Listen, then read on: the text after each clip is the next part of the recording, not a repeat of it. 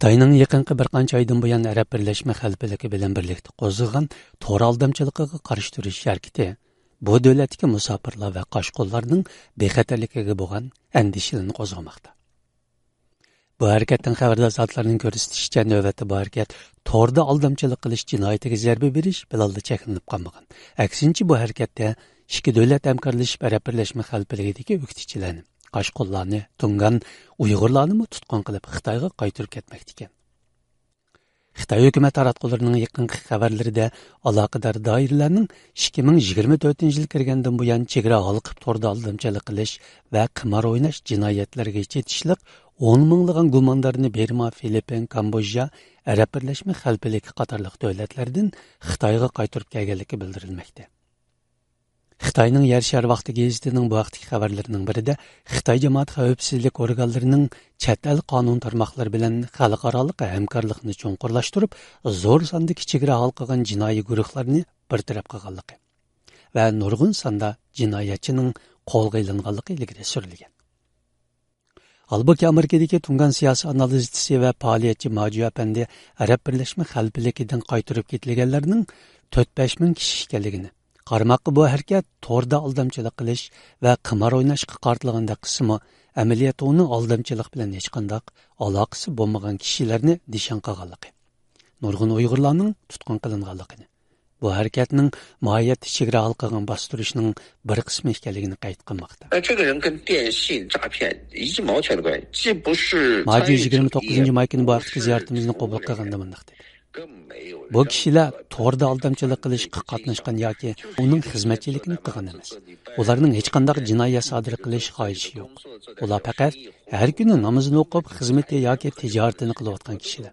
Ular bunday aldamchilik harakatlariga qatnashmagan bo'lsa-mu tutqun qilingan. Majuning ko'rsatishicha 4-oyning 22-kuni tutqun boshlangan vaqtda 3-4 mingdek odam tutilgan bo'lib, qaytarib ketilgan kishilarning soni 4-5 mingdan oz emas ekan. O qaytarib ketilganlarning hozirga qadar hech qanday izlariki yo'qligini bildirmoqda. Majuning qayd qilishicha, bu yil 4-oyda boshlangan tutqun yaqinqi haftalarda texim avjiga chiqqan. Navbatda to'r aldamchiligiga zarba berish nomidagi bu harakatda Xitoyga qaytarib ketilganlarning ichida Uyg'urlarning bor yoki yo'qligi, agar bor bo'lsa qancha kishi ekanligi texi boshqa mustaqil manbalar tarafidan dalillanmadi. Biz 29 may kuni Dubay soqchi idorasining aloqador tarmoqlariga telefon qilgan bo'lsak-mu, lekin telefonimizni hech kim qabul qilmadi. Halbuki Maju Xitoyga qaytarib ketilganlardan 3 nafar Tunganning kimligi aniqlanganligi, ularning birining burun Uyg'ur diyorining naposida bo'lganligini qayd qilmoqda.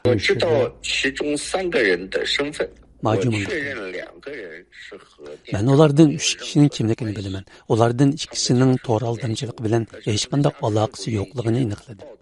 Ularning oilasi men bilan aloqalashdi, lekin ularning kimligini taratqularga oshkorlashni xolamamdi bilmayman. Chunki ular qo'rqyapti. Ulardan biri Chinxaylik, yana biri Ningshonlik Tungan.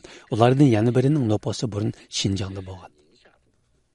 Kishilik huquq tashkilotlarining qayd qilishicha, bu harakat namda to'r aldamchiligiga zarba berish deyilsa-mu, ammo bu Uyg'urlar uchun yanada andish qilarlik bir taraqqiyotgan. Amerikadagi Uyg'ur kishilik huquq qurilishining tadqiqot va faoliyat direktori Peter Ervin to'r aldamchiligining Xitoy hukumati izchil qo'llanib kelayotgan terrorlik, radikallik deganga o'xshash an'anaviy taktikalardan ekanligini ta'kidlaydi.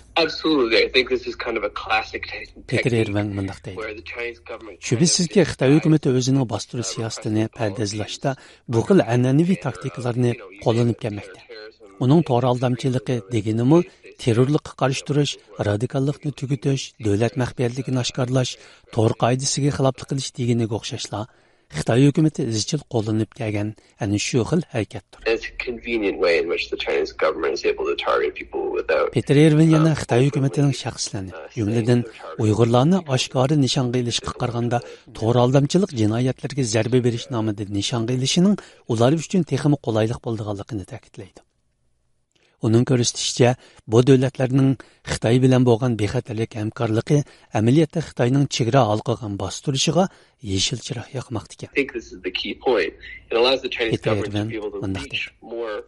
Meningcha bu yerdagi oshkirlik nuqta shuki, bu hamkorlik Xitoyning bu davlatlarga cho'nqurlab qo'l tiqishiga imkoniyat tug'dirmoqda. Biz buni ilgari Arab Birleşme Xalqligida tutqun qilingan Uyg'urlarning delolarida ko'rdik. Xitoy hukumatı bu xil hamkorlik kelishimlaridan foydalanib, Uyg'ur tutqunlari bilan uchrashishga muvaffaq bo'ldi. Bu ularning Uyg'urlarni qaytarib ketishiga texmi cho'ng turtki bo'ldi. Shunga bu xil kelishimlar Xitoyning Uyg'ur tutqunlarini so'roq qilishi va qaytarib ketishiga yo'l ochib, uning chegara halqagan bostirishiga yeshil chiroq yoqib kelmoqda. Halbuki Xitoyning chet eldagi tor aldamchiligiga zarba berish harakati Xitoy jamoat xavfsizlik ministri Wang Xiaohongning 2024 yil 2 oyda Arab Birleşme Xalqligini ziyorat qilib, ichki ishlar ministri Shayx Saif bin Zayed Al Nahyan bilan ikki davlat soqchilarining strategik dialogini qanday yaydirish haqida suhbatlashishidan keyin boshlangan. Ayni vaqtdagi xabarlarda Arab Birleşme Xalqligi bilan Xitoy o'rtasidagi strategik soqchi dialogi ikki davlatning barliq sohalardagi strategik hamkorlik ramkasi ichida boshlanganligi bildirilgan edi. Halbuki ikki davlatning barliq sohalardagi strategik hamkorlik ramkasining Xitoyning Dubayda maxfiy qamoqxona qurib, Uyg'urlarni qamashiga qadar kengayganligi qayd qilinib kelinmoqda. Amerika Birleşme Agentligi 2021-yili Xitoyning Dubayda maxfiy qamoqxonasi borligini, bu qamoqxonada yetib chiqqan 26 yoshli bir Xitoy qizining bu qamoqxonaga ikki Uyg'urning qamalganligini oshkorlaganligini ilgari surgan. Majuning qarashicha, Arab Birleşme Xalqligining bu harakati O'rta Sharq davlatlarining har qanday Uyg'ur uchun bexatar emasligini ko'rsatadi. Majunundaq deydi. Arab Birleşme Xalqligining bu harakatidan men Misr, Qatar, Saudiya Arabiston, shundaqla Turkiyani o'z ichiga olgan O'rta Sharq davlatlaridagi har bir Uyg'ur, jumladan har bir asonliq musulmon kishining shuningga diqqat qilishini umid qilamanki, ular har vaqt zarbi nishoni bo'lib qilishi mumkin. Balki ular tor aldamchiligi, torda qimar o'ynash degandek nomlarda zarbaga uchrashi mumkin. Xitoyning Arab Birleşme Xalqligini o'z ichiga olgan arab dunyosi bilan bo'lgan munosabatining yaqinqi mezgillaridan beri bo'lib 2023 yil 10 oyda portlagan Isroil Hamas to'qinishidan beri texmi kuchayotganligi.